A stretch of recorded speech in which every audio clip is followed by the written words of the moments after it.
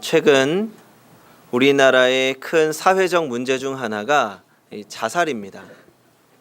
유명 연예인으로부터 기업인, 정치인, 여러 사람들이 자살하는 모습을 보면서 이 많은 사람들이 충격을 받았습니다. 사실 저는 이제는 사람들이 너무나도 많은 소식에 이런 소식이 들려오면 무뎌진 것 같다는 생각이 들기도 합니다. 처음에는 누군가 스스로 목숨을 끊었다고 하면 깜짝 놀라고 어떻게 그런 일이 라고 생각했는데 이제는 그럴 수 있지 라고 하며 공감하고 또 이제는 자살을 대안으로 생각하는 사람들도 많아지는 것 같습니다. 지금 현재 우리나라에서 하루 평균 38명이 스스로 목숨을 끊는다고 합니다. 1시간에 1명 이상입니다. 1년에 약 14,000명이 이런 방법으로 세상을 떠나고 있습니다. 자살은 충동적인 경우가 많습니다. 그 순간을 넘기는 것이 중요합니다.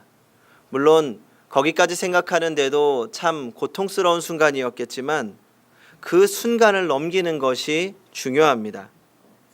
조금만 참으면 그 자살하려는 용기로 더 힘있게 살아갈 수 있는데 인내하지 못하고 순간을 넘기지 못하고 스스로 생명을 버리는 일은 너무나도 슬픈 일입니다.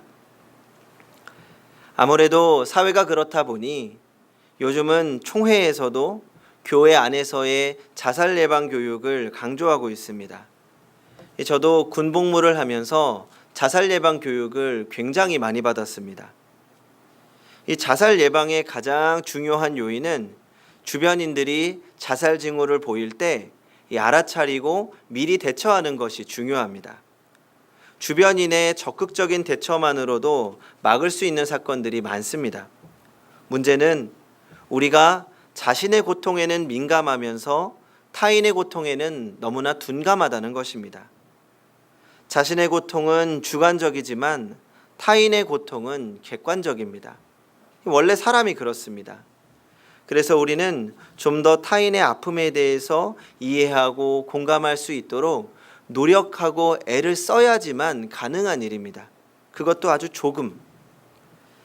여러 가지 자살 징후들이 있지만 그 중에서 자살이라는 단어가 그 사람에게 입 밖으로 나왔다면 그것은 굉장히 심각한 상황입니다.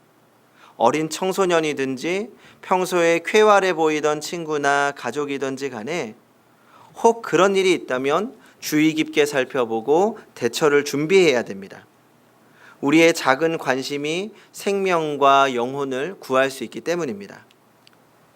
제가 말씀을 시작하면서 이 자살에 대한 이야기를 좀 길게 나눴습니다. 좀 무겁습니다. 워낙 사회적으로 심각한 문제인데다가 이제는 오히려 무뎌지는 것 같다는 생각이 들면서 그리스도인들과 교회가 사회를 위해서도 함께 기도해야 할 문제라고 생각하기 때문입니다. 그러면서 왜 이런 안타까운 사건들이 많이 일어날까? 단순한 사회적 현상으로서가 아니라 이 목회자로서 고민도 하게 되었습니다. 물론 사회가 변한 이유도 있습니다. 생명경시 사상과 물질 만능주의, 거기서 벌어지는 빈부격차와 상대적인 갈등과 빈곤. 그렇지만 여러 가지 변해가는 상황 속에서 사람들이 참 많이 예전보다 약해졌다는 생각도 듭니다. 그리고 도대체 무엇이 사람들을 이렇게 약하게 만들어가는 것일까 고민하게 됐습니다. 다양한 요인들을 한 가지로 정의할 수는 없을 것입니다. 그렇지만 많은 이유 중 하나가 사람들이 편안함을 추구하는 세상 속에 그 편안함에 익숙해졌기 때문이라고 생각합니다. 우리는 세상을 살면서 좀 더 적은 위험에서 조금 더 편안하게, 가능하면 더 편안하게 살고 싶어 합니다. 물론 편안하게 살고 싶어 하는 것이 나쁜 것 아닙니다. 편안한 것 중요하고 좋은 일입니다.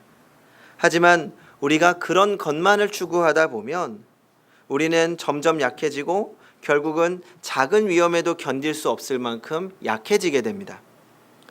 오히려 적당한 시험과 스트레스를 통해서 사람들은 더욱 건강해지고 또 성장할 수 있습니다. 이것을 매기 효과라고 합니다. 이 유명한 이야기가 있죠. 북유럽에서 즐겨 먹는 물고기 중에 정어리가 있습니다. 너무나 긴 이동 경로 때문에 항구에 도착하면 정어리가 모두 죽어버리는 것입니다. 최대한 편안하게 해줄수록 더 많은 정어리들이 죽었습니다.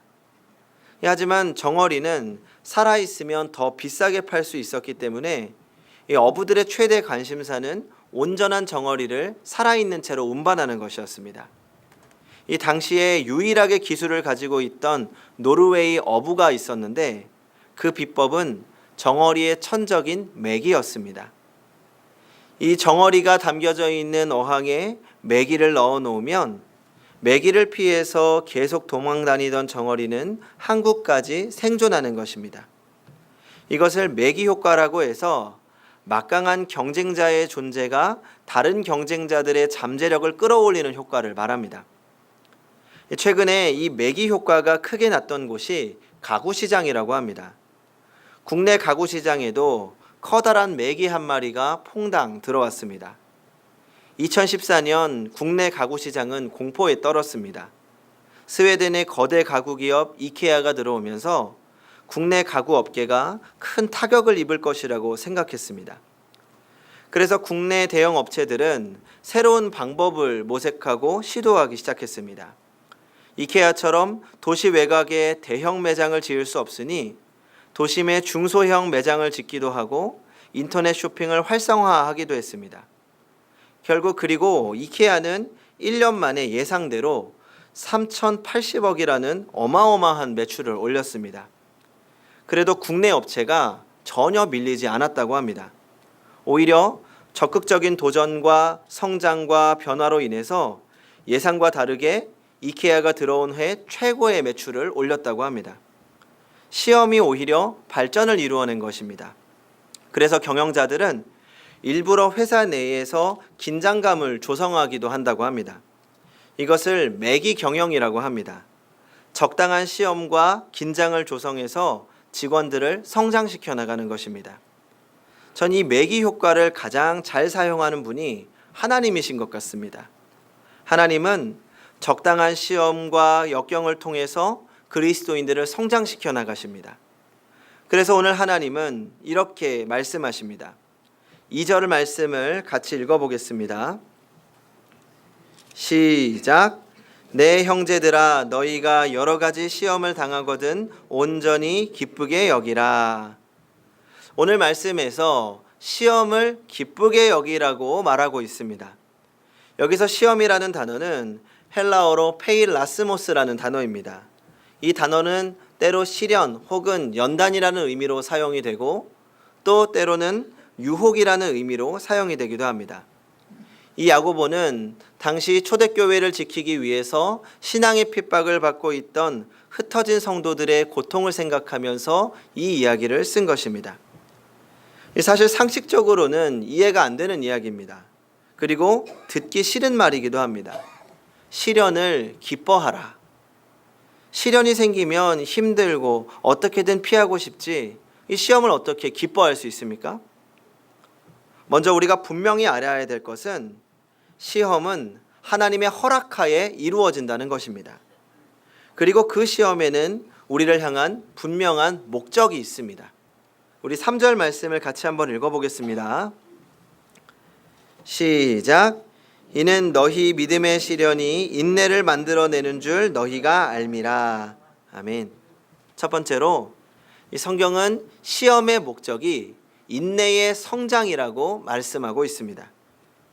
우리가 적당한 시험을 통과하면서 우리의 인내가 성장하고 우리의 신앙이 깊어진다는 것입니다. 시험과 고통 뒤에 성장하는 것은 어떻게 보면 우리 삶에 찾아오는 일반적인 원리인 것 같습니다. 제가 요즘 체력이 많이 딸리는 것이 느껴져서 이제 운동을 하나 더 하려고 계획하고 있습니다. 종종 자전거는 타고 있지만 이 근력 운동이 필요하기도 하고 또 제가 멋진 몸매를 가꾸고 싶어서 이 헬스를 하려고 생각하고 있습니다. 그래서 우리 청년 중에 운동을 잘하는 친구가 있어서 잠깐 이야기를 나눴습니다. 어떻게 하면 근력도 키우고 이 멋진 몸매를 만들 수 있을지에 대한 이야기였습니다. 핵심은 근육을 손상시키고 회복시키는 것입니다. 이 운동을 하는 이유는 근육을 사용하면서 근육에 적당한 손상을 입히는 겁니다. 이 무거운 물건을 반복해서 들면서 근육이 상처 입게 되는 거죠. 그리고 나서 적당한 휴식을 하면 근육이 회복하는 동안에 예전보다 근육이 더 튼튼하고 많이 붙게 되는 겁니다. 그렇게 상처와 회복이 반복되면서 근육량이 늘어나게 되면 처음 사용했던 것보다 더 많은 근육을 갖게 되고 또 그 다음에 더 많은 힘을 갖게 되는 것입니다. 처음에 10kg으로 쩔쩔매던 사람이 20kg, 30kg를 들 수 있게 되는 거죠. 반대로 근육은 사용하지 않으면 사용하지 않을수록 근육량이 감소하고 약해지게 됩니다. 그래서 제가 지금 이 모양, 이 꼴이 된 겁니다. 비루한 몸매를 갖게 된 거죠. 근육이 성장하기 위해서도 고통이 필요합니다. 그 고통을 이겨낸 사람만이 멋진 몸매를 만들 수 있습니다. 우리도 우리의 신앙이 성장하기를 바랍니다. 멋진 신앙인으로서 힘 있는 그리스도인으로서 담대하고 당당하게 살기를 소망합니다. 그래서 예배도 열심히 드리고 성경 공부도 합니다. 하지만 예배와 성경 공부는 기본입니다. 마치 숨쉬기 운동과 같습니다. 안 하면 그리스도인으로 살 수가 없습니다. 신앙의 성장은 단순하게 예배를 드리고 성경 공부를 한다고 이루어지는 것이 아닙니다. 성장을 위한 별도의 훈련이 필요합니다. 하나님이 우리에게 주신 말씀을 가지고 세상에서 씨름해야 됩니다. 말씀대로 살기 위해 찾아오는 고통을 기도로 이겨내고 또 우리에게 닥친 어려움을 말씀으로 싸워나가며 극복해 나갈 때 넘어지고 쓰러지고 다시 일어나고 또 하나님을 의지하기를 반복할 때 우리의 믿음이 성장하게 되는 것입니다. 우리는 아브라함의 인생을 보면서 시험을 통과하는 자가 어떻게 성장하는지를 볼 수 있습니다. 맨 처음 하나님께서 아브라함을 부르셨을 때 아브라함은 하나님의 말씀을 믿고 하란을 떠나 약속의 땅 가나안으로 떠났습니다. 분명히 놀라운 믿음과 결단입니다. 하지만 그때 아브라함의 믿음은 성숙한 믿음은 아니었습니다. 그리고 길을 떠나서 갑자기 찾아온 가뭄을 피해 애굽으로 피신합니다. 그것은 인간적인 선택이었습니다. 또 혹시나 미인 아내 때문에 자기가 죽을까봐 아내를 누이라고 거짓말도 합니다. 보호하고 인도하시는 하나님을 온전히 믿지 못했습니다. 하나님의 말씀대로 살기로 결단했지만 이제 막 신앙생활을 시작했지만 아직은 이리저리 흔들리는 갈대와 같은 신앙이었습니다. 하지만 그 믿음의 여정 속에서 수많은 풍파를 겪어내고 믿음의 길을 포기하지 않고 넘어지고 쓰러지면서도 여전히 하나님의 말씀을 지키기 위해 노력하면서 시간이 한참 지나서는 자신의 아들을 바치라는 하나님의 명령에도 순종할 수 있는, 아니 아들을 바쳐도 다시 살려낼 수 있다는 믿음을 가진 우리가 알고 있는 믿음의 조상 아브라함으로 변한 것입니다. 믿음의 조상 아브라함도 수많은 시험을 통과하면서 그 믿음이 성장했습니다. 성도 여러분, 하나하나의 시험을 이겨낼 때마다 우리는 그 다음 시험도 넉넉하게 이겨낼 수 있는 힘이 생기는 것입니다. 그래서 하나님은 적당한 시험을 통해 우리가 그 시험을 이겨내고 더 튼튼한 믿음을 갖기를 원하십니다. 예를 들어서 어려운 시험을 통과한 사람들은 쉬운 시험을 보면 굉장히 쉽게 느낍니다. 이 고등학생 친구에게 초등학교 수준의 문제를 가져다 주면 순식간에 풀어낼 것입니다. 하지만 고등학생이라고 하더라도 처음부터 그런 수준을 가지고 있던 것이 아닙니다. 처음부터 고등학생으로 태어나지 않았습니다. 초등학교 시절부터 공부하고 여러 가지 시험을 치르며 성장한 것입니다. 반대로 때로는 고등학생이 되었는데도 여전히 초등학생, 중학생의 문제를 풀지 못하는 친구들도 있습니다. 왜입니까? 초등학교 시절부터 닥쳐온 시험 기간에 최선을 다하지 않았고 그냥 시험이 지나가기만을 바랬기 때문입니다. 시험을 통해서 아무것도 얻지 못하고 그저 시간이 지났기 때문에 나이는 고등학생이 되었지만 여전히 초등학생의 수준을 벗어나지 못하는 것입니다. 혹 우리도 신앙의 나이만 먹고 전혀 성장하지 않는 것은 아닌지 돌아보아야 합니다. 그리고 신앙생활을 하다 보며 찾아오는 어려움을 기뻐하면서 우리의 믿음 성장의 기회로 삼아야 합니다. 그래서 성경은 우리에게 시험을 기뻐하라 라고 말씀하고 있는 것입니다. 그리고 두 번째로 시험의 가장 중요한 목적을 살펴보겠습니다. 우리 5절을 한번 같이 읽어보겠습니다. 5절 시작. 너희 중에 누구든지 지혜가 부족하거든 모든 사람에게 후히 주시고 꾸짖지 아니하시는 하나님께 구하라. 그리하면 주시리라. 아멘. 이 말씀은 우리가 사랑하는 성경 구절 베스트 10 안에 들어가는 구절일 겁니다. 특히 누가 좋아할까요? 고3 수험생들이 좋아하죠. 책상에 하나씩 붙어 있습니다. 지혜가 부족하거든 후히 주시는 하나님께 구하라. 얼마나 은혜로운 말씀입니까? 그런데 이 말씀이 오늘의 본문 상황 속에서 읽혀지면 좀 다르게 들립니다. 4절까지 시련에 대해서 이야기를 하다가 갑자기 지혜를 구하라고 말씀합니다. 이게 무슨 뜻입니까?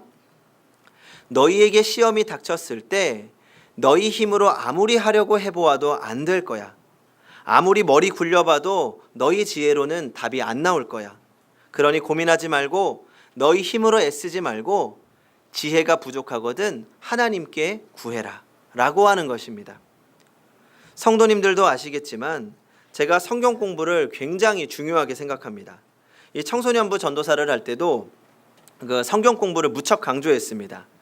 이 더 효과적인 성경 공부를 위해서 이 반별 성경 공부가 끝나고 나면 또 다른 몇몇의 아이들과 따로 모여서 성경 공부를 했을 때 좋았던 점이나 어려웠던 점, 힘들었던 점에 대한 이야기를 했습니다. 그런데 하루는 이 한 친구가 성경 공부를 통해서 큰 깨달음이 있었다는 겁니다.